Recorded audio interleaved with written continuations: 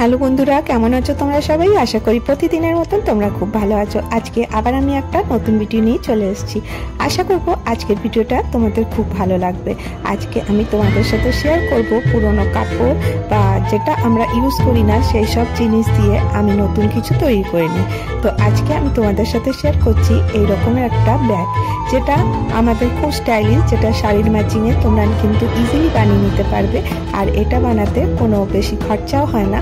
আর দেখো, নিজের হাতে বানানো, সেটা তো দেখতে বেশ ভালোই লাগে।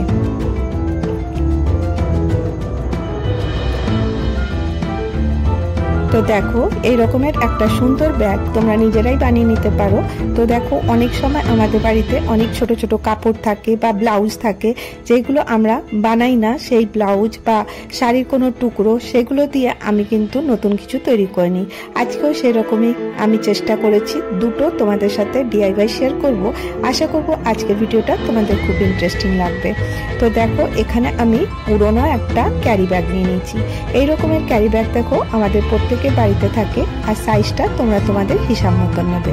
তো আমি এই রকমের সাইজের একটা ক্যারি ব্যাগ নিয়ে নিয়েছি। প্রথমে ক্যারি ব্যাগটা দুদিকে কেটে এটাকে আমি ফুলে নেব। তো দেখো, এইভাবে আমি দুদিকে কেটে দিচ্ছি। কেটে নেবার পরে আমি এটাকে খুলে দিচ্ছি।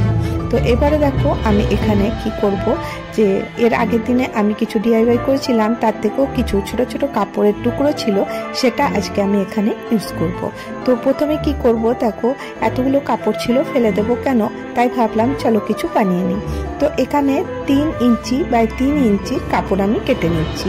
তোমরা তার থেকে ছোটও কাটতে পারো, আর চাইলে তোমরা বড়ও কাটতে পারো।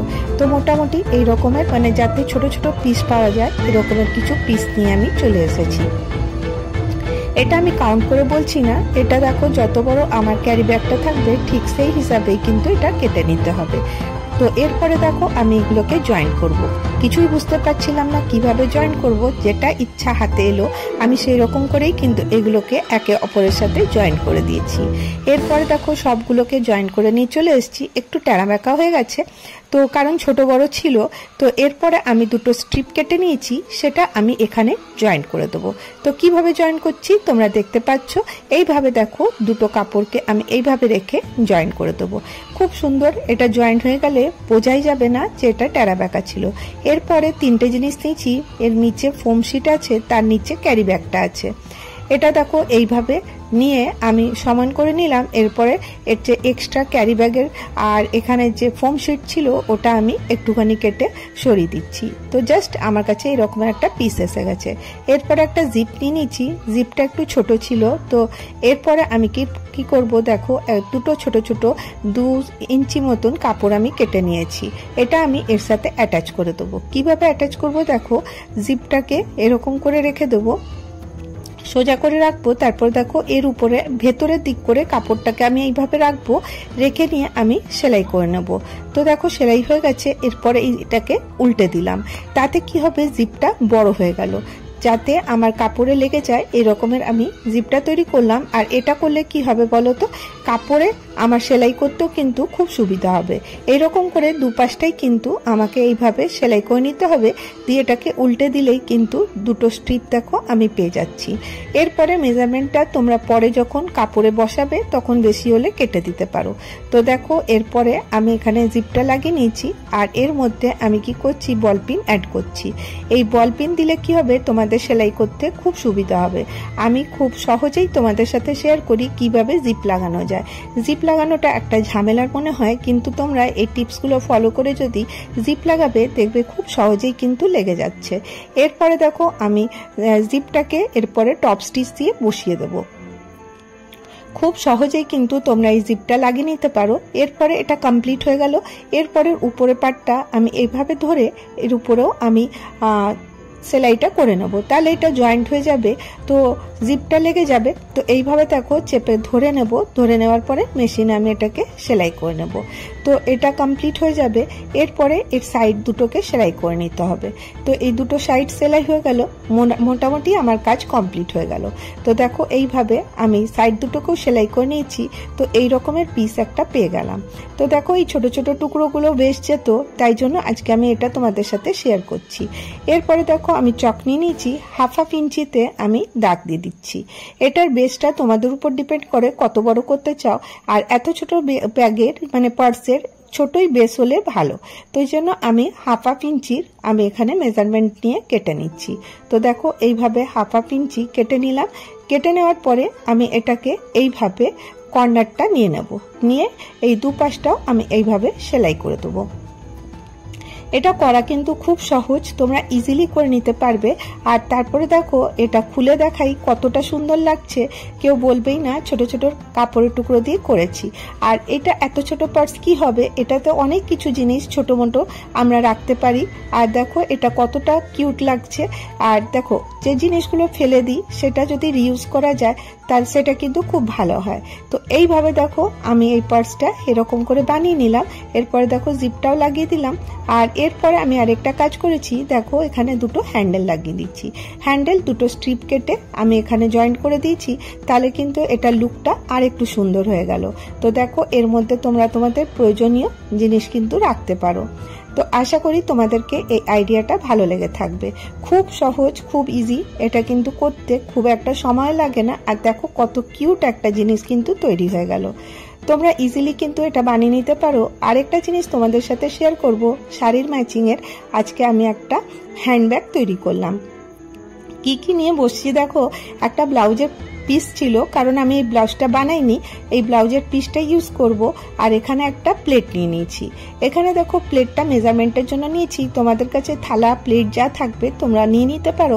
এরপরে দেখো আমি এটার মধ্যে সার্কেল করে দিচ্ছি। এতে আমি দুটো সার্কেল করব। আর একটা পুরনো শাড়ি ছিল, সেই শাড়িটাও নিয়ে নিয়েছি। সেই শাড়িটার দেখো পাটটাও কিন্তু খুব সুন্দর, এটা কিন্তু আমি কাজে লাগাবো। এরপরে দেখো আমি এখানে আরো দুটো কেটে নিচ্ছি, মানে দাগ দিয়ে নিচ্ছি, মানে যে ব্লাউজ পিসটা আছে তার দুটো পিস, এরও দুটো পিস আমাকে নিয়ে নিতে হবে। আশা করি তোমরা বুঝতে পারছো। আর নিয়ে নিচ্ছি ফোম শিট। এরপরে তিনটেকে আমি ফোম শিটটা মাঝখানে রাখবো, রেখে আর দুটো কাপড়কে আমি এইভাবে আমি জয়েন করব। দেখো এটার কম্বিনেশনটা সম্পূর্ণটা তোমাদের উপর ডিপেন্ড করে তোমরা কি কালারের করতে চাও। আমার কাছে এগুলো অ্যাভেলেবেল ছিল, তাই জন্য আমি এটা দিয়ে করে নিচ্ছি। তো দেখো ঝট করে এটা কিন্তু হয়ে যাবে। কখনো আমাদের বাইরে যাওয়ার থাকে, ম্যাচিং এর কিছু মানে হ্যান্ড পার্টস দরকার, তখন দেখবে তোমরা এরকম করে নিতে পারো। আর ইমিডিয়েটলি কিন্তু এটা হয়ে যাবে। এরপরে দেখো আমাকে এখানে ক্রস পট্টি কেটে নিতে হবে। ক্রস পট্টি মানে দেখো এরকম ক্রস ক্রস করে কেটে, এই যে আমি যেরকম করে রেখেছি এরকম রেখে এগুলোকে জয়েন্ট করতে হবে। যদি তোমরা সোজা কেটে এখানে জয়েন্ট করতে যাইবে তাহলে কিন্তু সেটা বসবে না। সেই জন্য কখনো সার্কেলের মধ্যে যখন আমরা পট্টি লাগাই তখন কিন্তু ক্রস পট্টি কাটতে হয়। তো এইভাবে দেখো আমি ক্রস ক্রসে কেটে নিয়েছি, তারপর জয়েন্ট করেছি। এতে কি হবে, তোমরা যখনই এটা টান দেবে তখন দেখবে এটা সুন্দর করে কিন্তু গোল ঘুরে যাচ্ছে।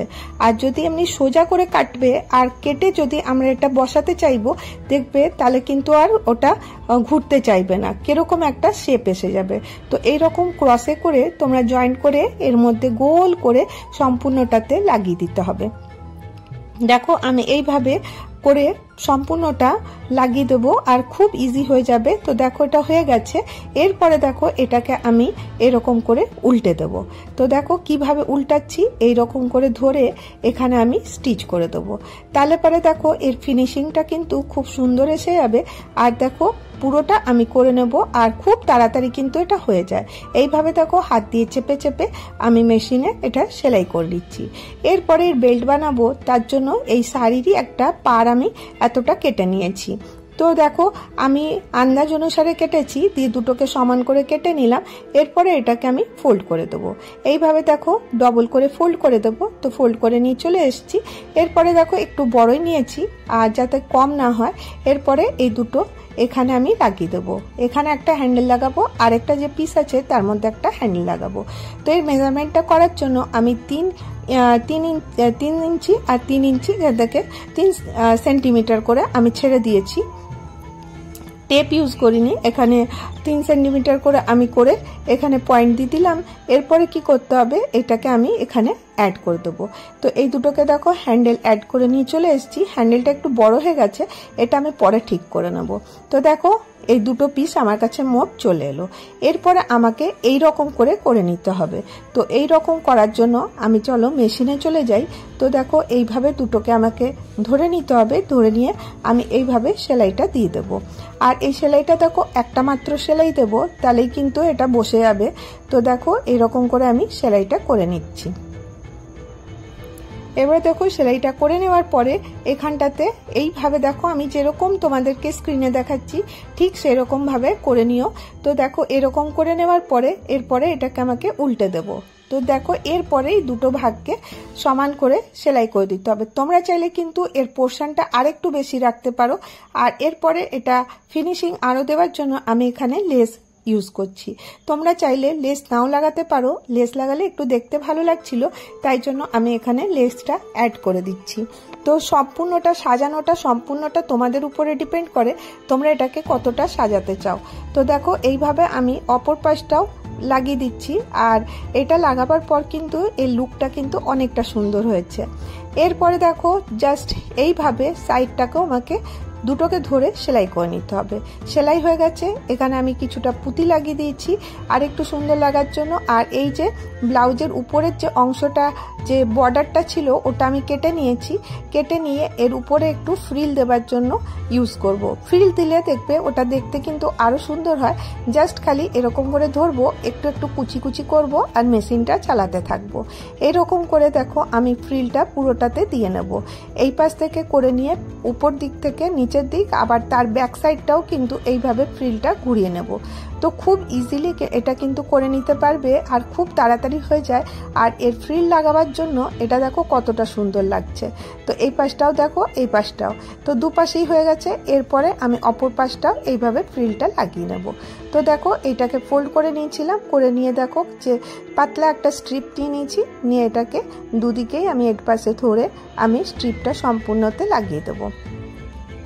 এরপরে আমি বললাম হ্যান্ডেলটা একটু বড় হয়ে গেছিলো, তো এটাকে আমি একটুখানি এখানে ধরে সেলাই করে দিচ্ছি আর এর মধ্যেও পুঁতি লাগিয়ে দিচ্ছি। পুঁতিটা লাগাবার পর দেখো এর লুকটা কতটা সুন্দর আসবে। আর দেখো হ্যান্ডেলটার লুকটাও কিন্তু একদম চেঞ্জ হয়ে যাবে। শুধুমাত্র দেখো আমাদের বাড়িতে মালার পুঁতি থাকে বা তোমরা এরকম পুঁতি 10 টাকার কিনতে পারো, অনেকগুলো কিন্তু ডিআইওয়াই করতে বা কাজ করতে ইউজ করা যেতে পারে। তো দেখো আমার কাছে পার্সটা তো রেডি হয়ে গেল। আর এরপরে দেখো এর মুখটাতে আমি ওয়েলক্রো লাগিয়ে দিচ্ছি। আর ওয়েলক্রোটাও কিন্তু আমাদের মার্কেটে ইজিলি পাওয়া যায়, এই যে পর্দার মধ্যে লাগানো থাকে যেটা, ওটাই আমি ইউজ করছি। আর এটাকে দেখো সমানভাবে প্রথমে কেটে নিতে হবে। তো দেখো এইভাবে কেটে নেব। কেটে নিয়ে তোমরা এটাকে গ্লু গান দিয়েও স্টিক করে দিতে পারো বা ছুঁচ সুতো দিয়েও সেলাই করে দিতে পারো। আজকে আমি এখানে ছুঁচ সুতো দিয়ে হাতেই সেলাই করে দেবো। তো দেখো এরকম করে ধরে নেব, ধরে নিয়ে দেখো এখানটাতে সেলাই দিয়ে দেবো, অপর পাশটাতেও লাগিয়ে সেলাই করে দেবো। তো দেখো আমার সম্পূর্ণটা রেডি হয়ে গেছে। এর মধ্যে তোমরা মোবাইল, টাকা পয়সা যা ইচ্ছা নিয়ে বাইরে যেতে পারো। আর একদম শাড়ির ম্যাচিংয়ে দেখো আমার একটা সুন্দর হ্যান্ডব্যাগ রেডি হয়ে গেল। কেমন লাগলো তোমাদেরকে এই আইডিয়াটা জানাতে ভুলো না। যদি তোমাদেরকে আমার ভিডিওর কোনো একটু অংশ ভালো লাগে তাহলে একটা করে লাইক করে দিও, আর যদি অনেক ভালো লাগে চ্যানেলটাকে সাবস্ক্রাইব করে নিও। তো দেখো এরকমের পার্স তোমরা কিন্তু ইজিলি বাড়িতে বানাতে পারো। আর আজকে আমি তোমাদের সাথে এই দুটো আইডিয়া শেয়ার করলাম। কোন আইডিয়াটা তোমাদেরকে সব থেকে ভালো লাগলো জানাতে ভুলো না। তো দেখো শাড়ির মধ্যে কতটা সুন্দর লাগছে। আবার দেখা হবে নেক্সট ভিডিওতে। ভালো থেকো, সুস্থ থেকো, বাই বাই।